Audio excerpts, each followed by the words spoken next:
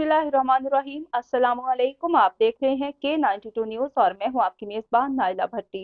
शामिल करते हैं आज की अहम खबरें।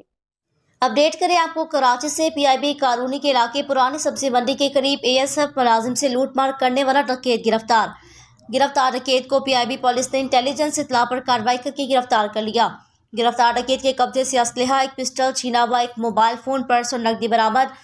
आपको बताएंगे गिरफ्तार डकैत से एएसएफ मुलाजिम से छीना हुआ एटीएम और मुलाजमत कार्ड भी बरामद हुआ। गिरफ्तार डकैत मुलजिम की शनाख्त मोहम्मद वसीम व मोहम्मद उमर के नाम से हुई। गिरफ्तार मुलजिम से जेल रोड, शारा फैसल और पीआईबी के इलाके में दर्जनों वारदातों का इंकशाफ भी हुआ। गिरफ्तार मुलजिम का साबका क्रिमिनल रिकॉर्ड भी मौजूद है। मुलजिम पहले भी दीगर मुकदमात में जेल जा चुका है। गिरफ्तार मुलजिम के खिलाफ मुकदमा दर्ज करके तफ्तीश का आगाज कर दिया गया।